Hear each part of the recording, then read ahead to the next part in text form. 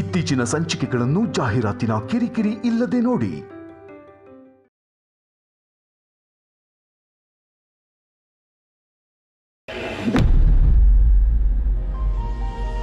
ರತ್ನವೇಣಿಯವರೇ, ನೀವು ನಾಡಿದ್ದು ಜನನಿ ಸೀಮಂತ ಮಾಡೋಣ ಅಂತ ಹೇಳಿದ್ರಿ. ಆದ್ರೆ ನಾಡಿದ್ದು ನಮ್ಮ ಮನೇಲಿ ನಡೆಯೋದು ಡಬಲ್ ಧಮಾಕ. ಅಂದ್ರೆ ಜೋಡಿ ಸೀಮಂತ. ಜೋಡಿ ಸೀಮಂತನಾ?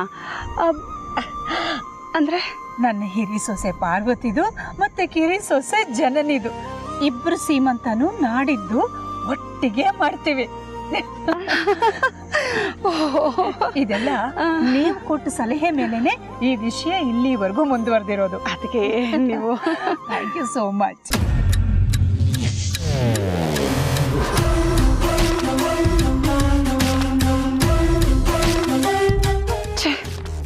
ನಾನು ಜನನಿ ಸೀಮಂತದ ಬಗ್ಗೆ ಮಾತ್ರ ವಿಚಾರಿಸ್ಕೊಂಬಂದ್ರೆ ಯಾಕೆಲ್ಲ ಅದಕ್ಕೆ ಜೋಡಿ ಸೀಮಂತ ಮಾಡಬೇಕು ಅಂತ ಪ್ಲಾನ್ ಮಾಡ್ಕೊಂಡಿದ್ದಾರಲ್ಲ, ಇದನ್ನು ನಾನೀಗ ಹೇಗೆ ತಪ್ಪಿಸ್ಲಿ? ಅನುಷ್ಕಂಗೆ ಕೇಳಿದ್ರೆ ಅವಳೇನಾದ್ರೂ ಉಪಾಯ ಹೇಳ್ಬೋದಾ? ಅವಳಿಗೊಂದು ಫೋನ್ ಮಾಡ್ತೀನಿ.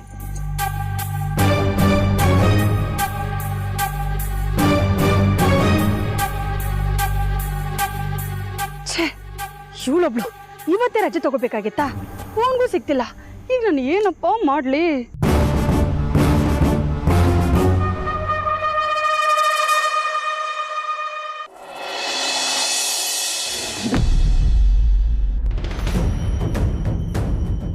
ಬರೋ, ನಾನು ಕೆಲ್ಸಕ್ಕೆ ಹೊರಟು ಬರ್ತೀನಮ್ಮ. ಅಪ್ಪ, ನೀ ನನ್ನ ಜೊತೆ ಮಾತಾಡಿ 2 ದಿನ ಆಗ್ತಾ ಬಂತು, ಇನ್ನೂ ಕೋಪನಾ? ಅಪ್ಪ, ನನ್ನ ಕಾಲೇಜ್ ಫೀಸ್ ನಿನ್ಗೆ ಹೊರೆ ಆಗುತ್ತೆ ಅಂತ ಅಷ್ಟೇ ನಾನು ಆಟೋ ಓಡಿಸ್ತೀನಿ ಅಂತ ಹೇಳಿದ್ದು. ಇನ್ಮೇಲೆ ಯಾವತ್ತೂ ಕಾಲೇಜ್ ಬಿಡೋ ಮಾತಾಡಲ್ಲ ಅಪ್ಪ. ನಾನು ಕಾಲೇಜಿಗೆ ಸೇರಿಕೊಂಡು ಚೆನ್ನಾಗಿ ಓದಿ ದೊಡ್ಡ ಆಫೀಸರ್ ಆಗ್ತೀನಿ. ಪ್ಲೀಸ್ ಅಪ್ಪ, ಕ್ಷಮಿಸಪ್ಪ. ಅಪ್ಪ, ನೀನು ಕೋಪ ಇದ್ದರೆ ಬೇಕಿದ್ರೆ 1-2 ತೊಡಿ ನನಗೆ, ಆದರೆ ಹಿಂಗೆ ಮಾತಾಡ್ಸದೆ ಇರಬೇಡಪ್ಪ. ಪ್ಲೀಸ್ ಅಪ್ಪ. ಗಣಿ, ನೀನು ಚೆನ್ನಾಗಿ ಓದ್ಲಿಂತೆ ಎಂತೆಂಥ ಕನಸುಗಳು ಕಟ್ಕೊಂಡಿದ್ದೀನಿ ಕಣೋ. ಅಂಥದ್ರಲ್ಲಿ ಆಟೋ ಓಡಿಸ್ತೀನಿ ಅಂದರೆ ಬೇಜಾರಾಗಲ್ವ ನನಗೆ? ನೋಡು, ಚೆನ್ನಾಗಿ ಓದಬೇಕು, ಕಾಲೇಜ್ ಫೀಸು ಇನ್ನೇನು ಖರ್ಚು ಅಂತ ತಲೆ ಕೆಡಿಸ್ಕೋಬೇಡ. ಅದಕ್ಕೆ ನಾನಿದ್ದೀನಿ, ಆಯಿತಾ? ಸಾರಿ ಅಪ್ಪ.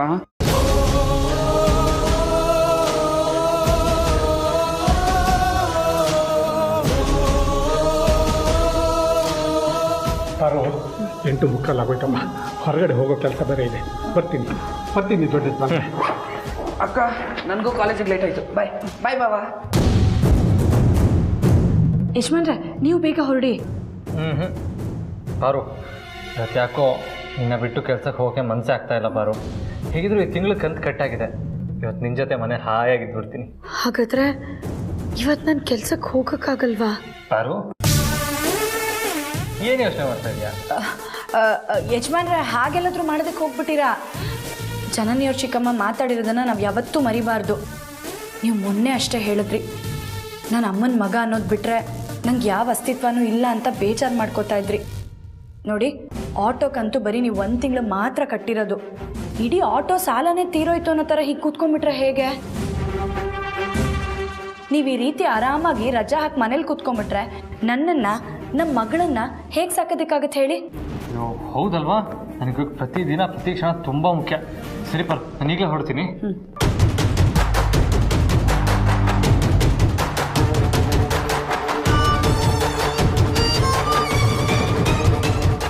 ಹಲೋ, ನಾನು ಬರ್ತೀನಿ.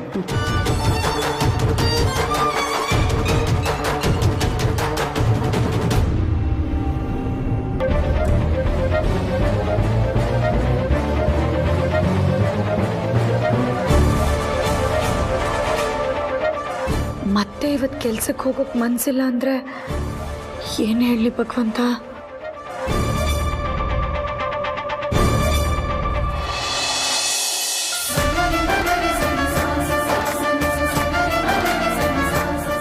ಜೋಪಾನ, ನನ್ನ ಮಗಳನ್ನ ಚೆನ್ನಾಗಿ ನೋಡ್ಕೊ.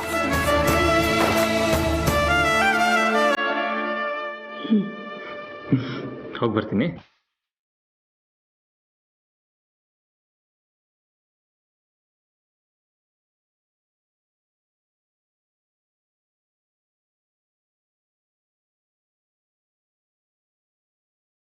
ತಿಂಗಳು ಪೂರ್ತಿ ದುಡ್ದು ಒಂದೇ ಒಂದಿನ ಮನೇಲಿರ್ತೀನಿ ಅಂತ ಬಾಯಿ ಬಿಟ್ಟು ಹೇಳಿದ್ರು ಬಲವಂತ ಮಾಡಿ ನಿಮ್ಮನ್ನ ಕಳಿಸೋ ಪರಿಸ್ಥಿತಿ ಬಂದ್ಬಿಡ್ತಲ್ಲ ಯಜಮಾನ್ರೆ. ಕ್ಷಮಿಸ್ಬಿಡಿ ಯಜಮಾನ್ರೆ. ಅಯ್ಯೋ, ಕೆಲ್ಸಕ್ಕೆ ಹೊತ್ತಾಯ್ತು.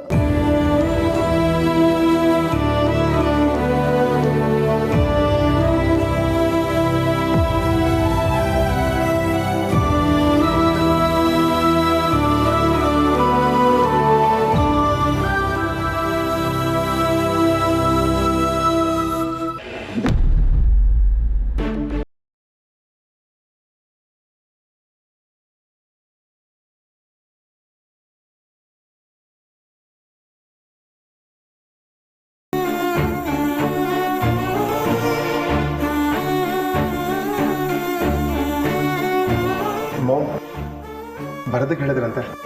ಹೌದಪ್ಪ, ನಾವಿಬ್ರು ನಿಮ್ಮ ದಾರಿನೇ ಕಾಯ್ತದ್ವಪ್ಪ. ಏನು ವಿಷಯ ಡ್ಯಾಡ್? ಪ್ರೀತು, ನಿನಗೆ ಒಂದು ಹೊಸ ಜವಾಬ್ದಾರಿ ಕೊಡ್ತಿದ್ದೀನಿ. ಪ್ಲೀಸ್ ಮಾಮ್, ನನಗೆ ಈಗಿರೋ ಕಂಪ್ನಿ ಜವಾಬ್ದಾರಿನೇ ಸಾಕು. ಒಂದು ಕಂಪ್ನಿ ನಿಭಾಯಿಸೋದೇ ನನಗೆ ತುಂಬ ಕಷ್ಟ ಆಗ್ತಿದೆ. ಅದಿಬ್ರು ಆಗಿದ್ದಿದ್ರೆ ಒಂದಲ್ಲ 10 ಕಂಪ್ನಿ ಕೊಟ್ಟರೆ ನಿಭಾಯಿಸ್ತಿದ್ದ. ನೀನು ಆದಿ ಬ್ರೋನ, ನಿಮ್ಮ ಅತ್ತಿಗೆನ ಈ ಮನೆಗೆ ವಾಪಸ್ ಕರ್ಕೊಂಡು ಬರೋ ಜವಾಬ್ದಾರಿನೂ ಬೇಡವಾ?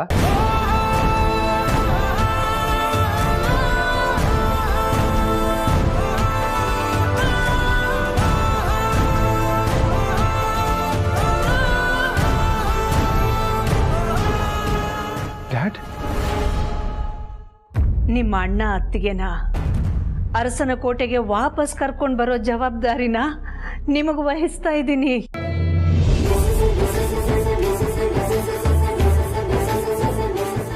ಮಾಮ್, ಈ ಮಾತನ್ನ ನೀವು ಹೇಳ್ತಿದ್ದೀರಾ? ಹೌದಪ್ಪ. ಅತ್ತೆ, ನಮಗಿದನ್ನು ನಂಬೋದಕ್ಕೆ ಆಗ್ತಾ ಇಲ್ಲ. ಯಾವ ಥರ ನಂಬಿಸ್ಲಿ? ಅಯ್ಯೋ, ಹಾಗಲ್ಲ ಅತ್ತೆ. I can understand. ನಮ್ಮ ನಂತರದ ಎಲ್ಲ ಜವಾಬ್ದಾರಿನ, ಅಧಿಕಾರನ ಆದಿತ್ಯ ಪಾರ್ವತಿಗೆ ವಹಿಸಿದ್ವಿ. ಅವರು ಆಸ್ತಿಲ್ ಭಾಗ ಕೇಳಿದಾಗ ಮನಸ್ಸಿಗೆ ತುಂಬ ನೋವಾಗೋಯ್ತು. ಮನಸ್ಸು ನಂಬಿಕೆ ಕಳ್ಕೊಂಡ್ಬಿಡ್ತು. ಅದಕ್ಕೆ ಮನೆಯಿಂದ ಆಚೆ ಕಳಿಸ್ಬಿಟ್ಟೆ.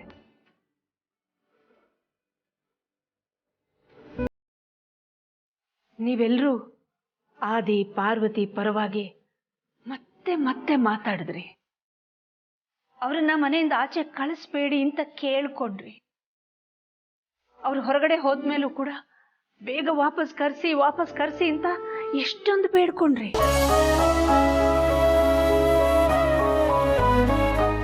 ಆದ್ರೆ ನಾನೇ ಒಪ್ಪಿಗೆ ಕೊಟ್ಟಿರ್ಲಿಲ್ಲ. ಹೀಗೆಲ್ಲ ಇದ್ದಾಗ ನಾನೇ ಈಗ ಅವ್ರನ್ನ ವಾಪಸ್ ಕರೆಸ್ತೀನಿ ಅಂತ ಹೇಳಿದ್ರೆ ಯಾರಿಗಾದ್ರೂ ನಂಬೋದು ಕಷ್ಟನೇ ಆಗುತ್ತೆ. ಆದ್ರೆ ಎಲ್ಲರ ನೆಮ್ಮದಿ ಆದಿತ್ಯ ಪಾರ್ವತಿ ಅರಸನ ಕೋಟೆಗೆ ವಾಪಸ್ ಬರೋದ್ರಲ್ಲೇ ಇದೆ ಅನ್ನೋದು ಈಗ ಅರ್ಥ ಆಯ್ತು. ನಾಳೆ ಅರಸನ ಕೋಟೆಲಿ ಜನನಿ ಜೊತೆಗೆ ಪಾರ್ವತಿ ಸೀಮಂತನೂ ಮಾಡಬೇಕು ಅನ್ನೋದು ನನ್ನ ಆಸೆ. ಅದಕ್ಕೆ ನನ್ನ ಮನಸ್ಸಿನಿಂದ ಹೃದಯದಿಂದ ಕೇಳ್ಕೊತಾ ಇದ್ದೀನಿ, ಆದಿ ಪಾರ್ವತಿನ ಅರಸನ ಕೋಟೆಗೆ ಕರ್ಕೊಂಡು ಬರ್ತೀರಾ? ಖಂಡಿತ ಮಾಮ್. ನಾವೆಲ್ಲ ಈ ಕ್ಷಣಕ್ಕೋಸ್ಕರ ಕಾಯ್ತಾ ಇದ್ವಿ. ಬ್ರೋ ಅದಕ್ಕೆ ಕೂಡ ನಾವು ಹೋಗಿ ಕರಿತಿದ್ದಾಗೆ ಅವರು ಬಂದ್ಬಿಡ್ತಾರೆ.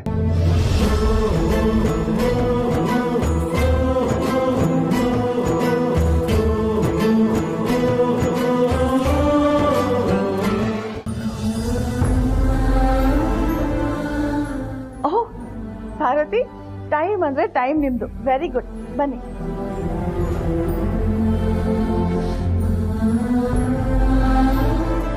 ಸರ್ ಕೆಲ್ಸಕ್ಕೆ ಹೋದ್ರಾ? ನಮ್ಮದು ಒಂದು ಕ್ಯಾಫೆ ಇದೆ. ಸೊ ನನ್ನ ಹಸ್ಬೆಂಡ್ ಬೆಳಿಗ್ಗೆ ಬೇಗ ಹೊರಟ್ಬಿಡ್ತಾರೆ. ಅವ್ರ ಪಾಪ ನಾನು ಇನ್ನೂ ಲೇಟಾಗಿ ಹೋಗ್ತೀನಿ ಅಂತ ಹೇಳ್ತಾರೆ. ಬಟ್ ನಾನೇ ಬಲವಂತ ಮಾಡಿ ಕಳಿಸ್ಬಿಡ್ತೀನಿ. ಯಾಕಂದರೆ ನನ್ನ ಬಗ್ಗೆ ಕೇರ್ ತೊಗೊಳಕ್ಕೆ ಈಗ ಸದ್ಯಕ್ಕಿರೋದು ಅವರೊಬ್ಬರೇ. ಅವ್ರು ಅಷ್ಟು ಕಾಳಜಿ ವಹಿಸ್ತಾರೆ ಅಂದಮೇಲೆ ನೀವು ಯಾಕೆ ಅವ್ರನ್ನ ಬಲವಂತ ಮಾಡಿ ಕಳಿಸ್ತೀರಾ ಅಕ್ಕೋರೆ? ಪ್ರೆಗ್ನೆನ್ಸಿ ಟೈಮಲ್ಲಿ ಮೂಡ್ ಸ್ವಿಂಗ್ಸ್ ಆಗ್ತಾನೇ ಇರುತ್ತೆ. ಸಣ್ಣ ಸಣ್ಣ ವಿಷಯಕ್ಕೆ ತುಂಬ ಕೋಪ ಬಂದ್ಬಿಡುತ್ತೆ. ಎಷ್ಟೋ ಸಲ ಅವ್ರ ಮೇಲೂ ನಾನು ತುಂಬ ಕೋಪ ಮಾಡ್ಕೊಂಡ್ಬಿಟ್ಟಿದ್ದೀನಿ. ಆದರೆ ನನ್ನ ಹಸ್ಬೆಂಡ್ ತುಂಬ ಒಳ್ಳೆಯವರು, ತಾಳ್ಮೆಯಿಂದ ನೋಡ್ಕೋತಾರೆ. ಆದರೂ ನಂಗೆ ತುಂಬ ಭಯ ಆಗುತ್ತೆ. ಯಾವತ್ತಾದರೂ ಒಂದಿನ ನನ್ನ ಮೂಡ್ ಸ್ವಿಂಗ್ಸ್ ಕೋಪನೆಲ್ಲ ನೋಡಿ ಬೇಜಾರು ಮಾಡ್ಕೊಂಡ್ಬಿಟ್ರೆ, ಅವರು ನನ್ನಿಂದ ದೂರ ಹೋಗ್ಬಿಟ್ರೆ ಅಂತ. ನನಗೆ ತುಂಬ ಭಯ ಆದಾಗ ಅದನ್ನು ಅವ್ರ ಹತ್ರ ಹೇಳ್ಕೊಂಡಿದ್ದೀನಿ. ಆದರೆ ಅವರು ನಕ್ಕು ನನಗೆ ಧೈರ್ಯ ಹೇಳ್ತಾರೆ. ಆದರೂ ನನ್ನ ಭಯ ಪೂರ್ತಿ ಹೋಗಿಲ್ಲ. ಅದಕ್ಕೆ ಅವ್ರನ್ನ ಬೇಗ ಕೆಫೆ ಕಳಿಸ್ಬಿಡ್ತೀನಿ.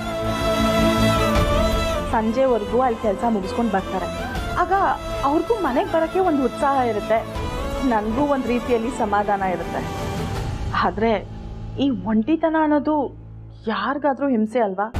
ಅದರಲ್ಲೂ ಈ ಪ್ರೆಗ್ನೆನ್ಸಿ ಟೈಮಲ್ಲಿ. ಪಾಪ ನಿಮಗೆ ಹೇಳಿದ್ರೆ ಏನು ಅರ್ಥ ಆಗುತ್ತೆ? ನೀವು ಒಂದ್ಸಲನೂ ಗರ್ಭಿಣಿ ಆಗಿಲ್ವಲ್ಲ. ಆದರೂ ನೀವು ಕೆಲ್ಸಕ್ಕೆ ಬಂದು ಹೋಗೋವರೆಗೂ ನಾನು ರಿಲ್ಯಾಕ್ಸ್ ಆಗಿರ್ತೀನಿ. ಅದಕ್ಕೆ ನಾನು ನಿಮಗೋಸ್ಕರ ಕಾಯ್ತಾ ಇದ್ದೆ.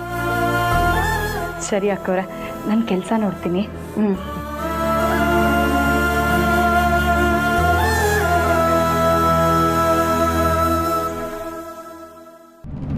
ಹಾಗಾದರೆ ಅತ್ತೆ, ಈಗ ನಾವು ಹೋಗಿ ಅವ್ರನ್ನ ಕರ್ಕೊಂಡು ಬಂದರೆ ನಾಳೆಯಿಂದ ಆದಿಭಾವ ಮತ್ತು ಪಾರ್ವತಿ ಅಕ್ಕ ಶಾಶ್ವತವಾಗಿ ನಮ್ಮ ಜೊತೆನೇ ಇದೇ ಮನೇಲಿ ಇರ್ತಾರಲ್ವಾ? ಹೌದಮ್ಮ, ನೀವು ಅವರಿಬ್ಬರನ್ನ ಒಪ್ಪಿಸಿ ಕರ್ಕೊಂಡು ಬರಬೇಕು ಅಷ್ಟೆ.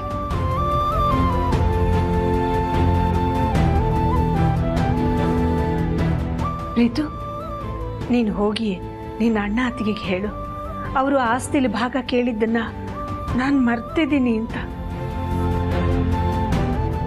ಅವರಿಲ್ಲಿ ಇದ್ದಾಗಲೋ ಇಲ್ಲಿಂದ ಹೋದ ಮೇಲೋ ಏನಾದರೂ ಸಮಸ್ಯೆಯಲ್ಲಿ ಸಿಕ್ಕಾಕೊಂಡಿದ್ರೆ ಅದನ್ನ ನಾನು ಸರಿ ಮಾಡ್ತೀನಿ, ಎಲ್ಲರೂ ಸೇರಿ ಸರಿ ಮಾಡೋಣ ಅಂತ ಹೇಳಪ್ಪ. ಮಾಮ್ ಯಾವ ಸಮಸ್ಯೆ ಬಗ್ಗೆ ಮಾತಾಡ್ತಿದ್ದಾರೆ? ರಾಣ ಬಗ್ಗೆ ಏನಾದರೂ ಗೊತ್ತಾಗಿದೆಯಾ? ನೋನೋ, ಅವನ ಬಗ್ಗೆ ಗೊತ್ತಾಗಿದ್ರೆ ನನ್ನ ಮೋನಿಕಾ ವಿಡಿಯೋ ಬಗ್ಗೆನೇ ಗೊತ್ತಾಗಿರೋದು. ಆಗ ಮಾಮ್ ನನ್ನನ್ನು ಕರೆದು ಇಷ್ಟು ಚೆನ್ನಾಗಿ ಮಾತಾಡ್ಸೋಕ್ಕೆ ಚಾನ್ಸೇ ಇರಲಿಲ್ಲ. ಪ್ರೀತು, ಏನು ಯೋಚನೆ ಮಾಡ್ತಿದೀಯಾ? ಏನಿಲ್ಲ ಮಾಮ್, ನಾವು ಈಗಲೇ ಹೋಗಿ ಬ್ರೋ ಅದಕ್ಕೆ ಕರ್ಕೊಂಡ್ಬಿಡ್ತೀವಿ. ಪ್ರೀತು, ಈಗ ನಿನ್ನ ಬ್ರೋ ಡ್ಯೂಟಿಗೆ ಹೋಗಿರ್ತಾನೆ. ಡ್ಯಾಡ್, ಬ್ರೋ ಈಗ ಯಾರ ಕೈ ಕೆಳಗಡೆನೂ ಕೆಲಸ ಮಾಡ್ತಾ ಇಲ್ಲ. ಅವನೀಗ ಸಾರ್ತಿ, ಅವನೇ ಬಾಸು. ನಾನು ಕರೆದ್ರೆ ರಜಾ ಹಾಕಿ ಹಾಜರಾಗ್ತಾನೆ. ಅವ್ರು ಬರೋ ಹೊತ್ತಿಗೆ ನಾನು ಮನೆ ಬಾಗಿಲಲ್ಲಿ ಆರತಿ ಸಿದ್ಧ ಮಾಡ್ಕೊಂಡಿರ್ತೀನಿ.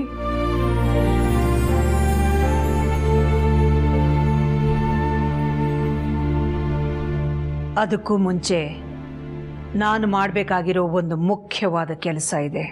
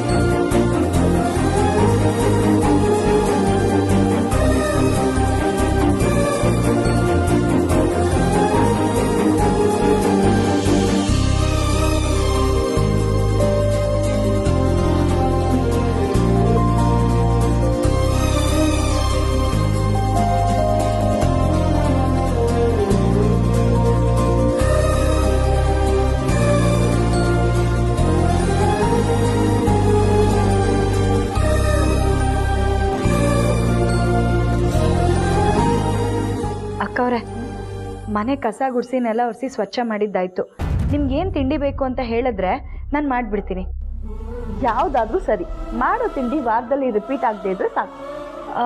ನನಗೆ 25ರಿಂದ 30 ತಿಂಡಿಗಳು ಬರುತ್ತೆ. ಹಾಗಾಗಿ ದಿನ ನಿಮಗೆ ಬೇರೆ ಬೇರೆ ತಿಂಡಿಗಳನ್ನ ಮಾಡಿಕೊಡ್ತೀನಿ. ಅಷ್ಟೇ ಅಲ್ಲ, ದೋಸೆ ಇಡ್ಲಿಗೆ ಮಾತ್ರನೇ ಮುಂಚೆನೇ ನೆನೆಸಿ ರುಬ್ಬಬೇಕು. ಅದು ಬಿಟ್ಟು ನೀವು ಯಾವ ತಿಂಡಿ ಕೇಳಿದ್ರು ನಾನು ನಿಮಗೆ ಮಾಡಿಕೊಡ್ತೀನಿ. ಬಸ್ರಿ ಹೆಣ್ಮಗಳು ಬೇರೆ, ಬೈಕೆ ಇದ್ದೇ ಇರುತ್ತೆ. ನಿಮ್ಗೆ ಏನು ತಿಂಡಿ ತಿನ್ನಬೇಕು ಅನಿಸಿದ್ರು ನನ್ನ ಹತ್ರ ಹೇಳಿ, ಖುಷಿಯಿಂದ ಮಾಡಿಕೊಡ್ತೀನಿ. ನನಗೆ ನಮ್ಮಮ್ಮ ಮಾಡೋ ಅಕ್ಕಿ ರೊಟ್ಟಿ ಕಾಯಿ ಚಟ್ನಿ ಅಂದರೆ ತುಂಬ ಇಷ್ಟ. ಆದರೆ ಏನು ಮಾಡೋದು, ನನಗೆ ಅಮ್ಮ ಇಲ್ಲ. ನಿಮಗೇನು ಚೆನ್ನಾಗಿ ಮಾಡೋಕ್ಕೆ ಬರುತ್ತೋ ಅದನ್ನೇ ಮಾಡಿ, ಪರವಾಗಿಲ್ಲ.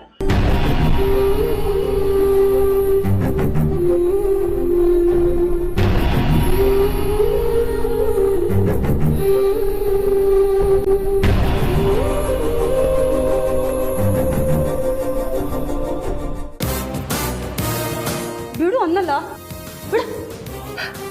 ಏನಕ್ಕೆ ಹೇಳ್ಕೊಂಬರ್ತಿದ್ಯಾ? ಏನು ವಿಷಯ ಅಂತ ಹೇಳು. ಹೇಳ್ತೀನಿ ರೀ ಗುರುಗಳೇ. ನೋಡಿ ಗುರುಗಳೇ, ನಾನು ನಿಮಗೆ ಸ್ಟ್ರೈಟ್ ಫಾರ್ವರ್ಡಾಗಿ ಒಂದು ಮಾತು ಹೇಳ್ತೀನಿ. Don't mistake me. ನಿಮಗೆ ಬುದ್ಧಿ ಇದೆಯಾ? ಏನಂದೆ? ಮತ್ತಿನ್ನೇನು ಹೇಳಬೇಕು ಗುರುಗಳೇ? ನೀವಿಲ್ಲಿ ಏನಕ್ಕೆ ಬಂದಿದ್ದೀರಾ ಹೇಳಿ? ಅದನ್ನು ಮತ್ತೆ ಹೇಳಬೇಕಾ? ಗೊತ್ತಿಲ್ವ ನಿಮಗೆ? ಗೊತ್ತು ಗುರುಗಳೇ. ಅರಸನ ಕೋಟೆ ಆಸ್ತಿ ಅಧಿಕಾರ ಅಖಿಲಕ್ಕ ನಂತರ ಜನನಿಗೆ ಸಿಗಬೇಕು ಅಂತ. ಆಸ್ತಿ ಪಾಸ್ತಿ ಮಾತ್ರ ಅಲ್ಲ, ಈ ಅರಸನ ಕೋಟೆಯವರ ಪ್ರೀತಿ ಕೂಡ ಆ ಪಾರ್ವತಿ ಅವಳ ಹೊಟ್ಟೆಲಿ ಹುಟ್ಟಿರೋ ಮಗುಗೆ ಸಿಗಬಾರ್ದು. ಅದನ್ನ ನಿಲ್ಲಿಸ್ಬೇಕು ಅಂತ ತಾನೇ ನೀವಿಲ್ಲಿಗೆ ಬಂದಿರೋದು. ಆದರೂ ಗೊತ್ತಿದ್ದು ಯಾಕೆ ಬಂದಿದ್ದೀರಾ ಅಂತ ನೆನಪಿನ ಶಕ್ತಿ ಸಮಸ್ಯೆ ಇರೋ ಥರ ಯಾಕೆ ಮಾತಾಡೋದು? ಕಾರಣ ಇದೆ ಗುರುಗಳೇ. ನಿಮ್ಮ ಜಾಗದಲ್ಲಿ ನಾನಿದ್ದಿದ್ರೆ ಏನು ಮಾಡ್ತಿದ್ದೆ ಗೊತ್ತಾ? ಮೊದಲು ಜನನಿ ವಿಶ್ವಾಸನ ನಂದು ಮಾಡ್ಕೊಳ್ತಾ ಇದ್ದೆ. ನೋಡಮ್ಮ ಜನನಿ, ಹಿಂಗೆ ಹಂಗಂಗೆ ಇದು ಹಿಂಗಾಗುತ್ತೆ, ಅದು ಹಂಗಾಗುತ್ತೆ. ಹಾಂ ಗುರುಜಿ, ಇದಕ್ಕೂ ಮುಂಚೆ ನಾನು ಜನನಿ ಮನ ಒಲಿಸೋದಕ್ಕೆ ಗತಾಯ ಪ್ರಯತ್ನ ಪಟ್ಟಿದ್ದೀನಿ. ಆದರೆ ಎಲ್ಲದರಲ್ಲೂ ಫ್ಲಾಪ್ ಆಗಿದ್ದೀನಿ. ಬೇರೆಯವರು ಅವಳ ಮನಸ್ಸನ್ನು ಒಲಿಸ್ಕೊಳ್ಳೋದಕ್ಕೂ ಸ್ವಂತದವರು ಅವಳ ಮನಸ್ಸನ್ನು ಒಲಿಸ್ಕೊಳ್ಳೋದಕ್ಕೂ ವ್ಯತ್ಯಾಸ ಇಲ್ವಾ ಗುರುಜಿ? ಜನನಿನೂ ನಮ್ಮ ಕಡೆನೇ ಇದ್ದಿದ್ದಿದ್ರೆ ಇವತ್ತು ಅವ್ರ ಅಣ್ಣ ಮತ್ತು ಅತ್ತಿಗೆ ಪರವಾಗಿ ಅವಳು ಮಾತಾಡೋಕ್ಕೂ ಬಿಡ್ತಾ ಇರಲಿಲ್ಲ. ಇವತ್ತು ಅಖಿಲಕ್ಕ ನಿಮ್ಮ ಅಣ್ಣ ಅತ್ತಿಗೆನ ಕರ್ಕೊಂಡು ಬಾರಪ್ಪ ಅಂತ ಪ್ರೀತು ಹೇಳಿದ ತಕ್ಷಣ ಅವನ ಆಸ್ಕರ್ ಅವಾರ್ಡ್ ಸಿಕ್ಕಷ್ಟು ಖುಷಿ ಪಡ್ತಾ ಇರಲಿಲ್ಲ. ಏಯ್, ನಿನ್ನಂಥ ಮೂರ್ಖ ಹೆಂಗಸ ಹತ್ರ ಬುದ್ಧಿ ಹೇಳಿಸ್ಕೊಳ್ಳೋಷ್ಟು ದಡ್ಡಿ ಅಲ್ಲ ನಾನು. ಪಾರ್ವತಿ ವಿರುದ್ಧ ಜನನಿನ ಎತ್ಕಟ್ಟೋದಕ್ಕೆ ನಾನೇನು ಪ್ರಯತ್ನನೇ ಮಾಡಿಲ್ಲ ಅಂತ ನೀನು ಅಂದ್ಕೊಂಡಿದ್ಯಾ? ಮಾಡಿದ್ದೀನಿ. ಆದರೆ ನಮ್ಮ ಜನನಿಗೆ ಎಲ್ಲ ಅವ್ರ ಅಪ್ಪಂದೇ ಬುದ್ಧಿ. ಕೂಡಿ ಬಾಳೋದ್ರಲ್ಲೇ ಸ್ವರ್ಗ ಸುಖ ಅಂತ ಅನ್ನೋಳು. ಒಂದ್ಸಲ ಅವಳು ಯಾರನ್ನಾದ್ರೂ ನಂಬಿದ್ರೆ ಆ ನಂಬಿಕೆ ಕಳಿಯೋದು ಅಷ್ಟು ಸುಲಭ ಅಲ್ಲ. ಜನನಿಗೆ ಪಾರ್ವತಿ ಮೇಲೆ ನಂಬಿಕೆ ಕಳಿಯೋದಕ್ಕೆ ನಾನು ಪ್ರಯತ್ನದ ಮೇಲೆ ಪ್ರಯತ್ನ ಮಾಡಿದ್ದೀನಿ, ಆದರೆ ಸೋತಿದ್ದೀನಿ. ನನ್ನ ಅಕ್ಕನ ಮಗಳು ಜನನಿನ ಇನ್ನೂ ಹೇಗೆ ಚೆನ್ನಾಗಿ ಮಾಡಿ ಹೋಗ್ಬೇಕು ಅಂತ ನನಗೆ ಚೆನ್ನಾಗಿ ಗೊತ್ತಿದೆ. ನೀನು ನನಗೆ ಉಪದೇಶ ಮಾಡಕ್ಕೆ ಬರಬೇಡ.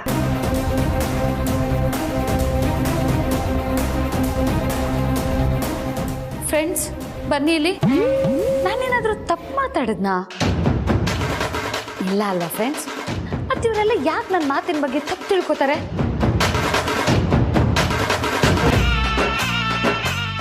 ನಿಮಗೂ ಗೊತ್ತಿಲ್ವಾ? ಹೋಗ್ಲಿ ಬಿಡಿ, ನಾನೇ ತಿಳ್ಕೊತೀನಿ. ಅಕ್ಕಿ ರೊಟ್ಟಿ ಕಾಯಿ ಚಟ್ನಿ. ಅಮ್ಮನ ಕೈ ರುಚಿಗೆ ಯಾರ ಅಡುಗೆನೂ ಸರಿಸಾಟಿಯಲ್ಲ. ಬಸ್ರಿ ಬೈಕೆ ಹಾಗೆ ಉಳಿದ್ಬಿಡ್ಬಾರ್ದು ಅಂತ ನಂದೊಂದು ಪ್ರಯತ್ನ ಅಷ್ಟೆ. ಈ ಮನೇಲಿ ಕೆಲಸ ಪಕ್ಕ ಆಗ್ತಿದ್ದ ಹಾಗೆ 7 ತಿಂಗಳ ಗರ್ಭಿಣಿಯರ ಆಹಾರ ಕ್ರಮ ಏನಿರಬೇಕು ಅಂತ ಓದಿ ತಿಳ್ಕೊಂಡೆ. ಅದರಿಂದ ಇನ್ನೂ ಒಂದು ಪ್ರಯೋಜನ ಆಯಿತು. ನಿಮಗೆ ಯಾವ ಆಹಾರ ಜಾಸ್ತಿ ಕೊಡಬೇಕು, ಯಾವ ಆಹಾರ ಕೊಡಬಾರ್ದು ಅನ್ನೋದ್ರ ಜೊತೆಗೆ ಕೆಲವು ಭಾವನಾತ್ಮಕ ಅಂಶಗಳು ಕೂಡ ಅರ್ಥ ಆಯಿತು. ಹೌದಾ? ಅದೇನು ಅರ್ಥ ಮಾಡ್ಕೊಂಡ್ರಿ ಅಂತ ನನಗೂ ಹೇಳ್ಬೋದಾ? ಓ, ಅದಕ್ಕೇನಂತೆ ಹೇಳ್ತೀನಿ. 7 ತಿಂಗಳು ಕಳೀತಿದ್ದ ಹಾಗೆ ಗರ್ಭದಲ್ಲಿರೋ ಮಗುಗೆ ತಾಯಿ ಜೊತೆ ಭಾವನಾತ್ಮಕ ನಂಟು ಬೆಳೆಯುತ್ತಂತೆ. ನೀವು ಹತ್ರೆ ನಕ್ಕಿದ್ರೆ ಎಲ್ಲ ಮಗು ಗೊತ್ತಾಗತ್ತಂತೆ. ತಾಯಿಗೇನಾಗುತ್ತೋ ಹೊಟ್ಟೆಲಿರೋ ಮಗುಗೂ ಅದೇ ಅನುಭವ ಆಗುತ್ತಂತೆ. ತಾಯಿ ಒತ್ತಡದಲ್ಲಿದ್ರೆ ಹೊಟ್ಟೆಲಿರೋ ಮಗುಗೂ ಒತ್ತಡ ಆಗುತ್ತಂತೆ. ಅದಕ್ಕೆ 7ನೇ ತಿಂಗಳಲ್ಲಿ ಸಾಧ್ಯವಾದಷ್ಟು ನೆಮ್ಮದಿಯಾಗಿ ಖುಷಿಯಾಗಿರ್ಬೇಕಂತೆ ಬಸ್ರಿ ಹೆಣ್ಮಕ್ಳು. ಹೌದಾ? ಹಾಗಾದರೆ ನಾನು ಇನ್ನು ಮುಂದೆ ಯಾವುದೇ ಕಾರಣಕ್ಕೂ ಸ್ಟ್ರೆಸ್ ಮಾಡ್ಕೊಳ್ಳಲ್ಲಪ್ಪ. ಅಷ್ಟೇ ಅಲ್ಲ, ಯಾವಾಗಲೂ ಸಂತೋಷವಾಗಿರೋದಕ್ಕೆ ಪ್ರಯತ್ನ ಪಡಬೇಕು. ನಿಮಗಿಷ್ಟವಾದ ತಿಂಡಿ ಜೊತೆಗೆ ನಾನು ಕೊಡೋ ಆಹಾರ, ಹಣ್ಣು, ಜ್ಯೂಸು ಯಾವುದು ಬೇಡ ಅಂದೆ ಹೊಟ್ಟೆ ತುಂಬುವಷ್ಟು ತಿನ್ನಬೇಕು. Okay madam. ಮೊದಲು ಅಕ್ಕಿ ರೊಟ್ಟಿ ತಿಂದು ಹೇಗಿದೆ ಅಂತ ಹೇಳಿ.